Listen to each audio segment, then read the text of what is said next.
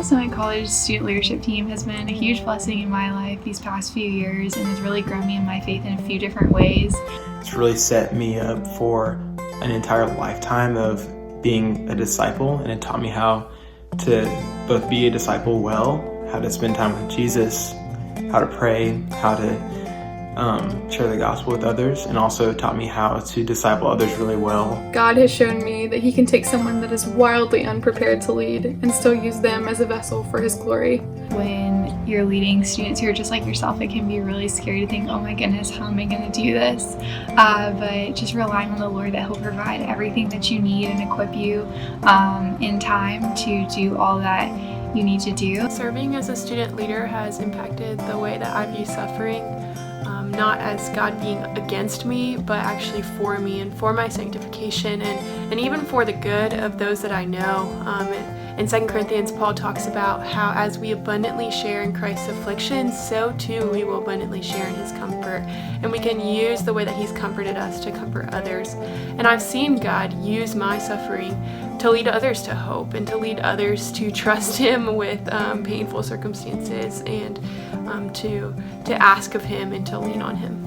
Anxiety was something that I struggled with for many years, and as I've continued to grow in my faith and my walk with Christ, just learning that I don't have to worry about anything, I don't have to be anxious about anything. It's such a freeing thing, and so a weight that's just been lifted off my shoulders, knowing that God is in control of my life, and whatever He sees fit and He sees best for me is what He's gonna let happen. And it fills me with so much joy that I serve the one true God who's always gonna be there for me.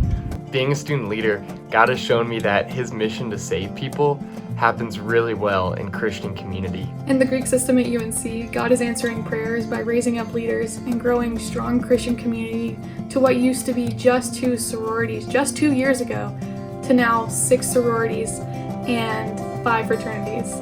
I've seen just God take the lives of guys who come to college that want nothing to do with Him, just want to party and pursue what the world sees as pleasure, really give up their lives for what He's done for them on the cross. How God is not only working in my life, but working in other people's lives, and getting to experience that with them, getting to see how even during trials and tribulations that they're staying faithful with Christ, and just seeing their growth in Him every single day. And it fills me with so much joy. People had just been really diligent to pray and continue to pray for Meredith and the Lord working there, and He brought alongside girls who were believers and really excited about doing ministry on campus, and then also just allowed us to connect with a bunch of girls who are non-believers and that were really excited to learn all about who Jesus is. Recently, we had 2 of our friends who were really good friends with a lot of us in our family group come to know Jesus.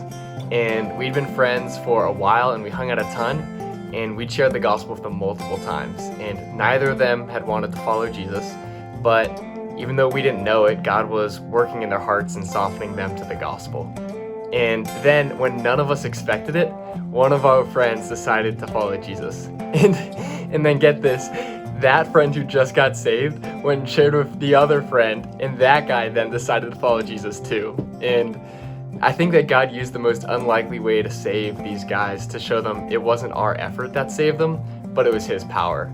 And it was so joyful to watch them come to know Jesus, and it was worth all the sacrifice and intentionality we put in to be their friends.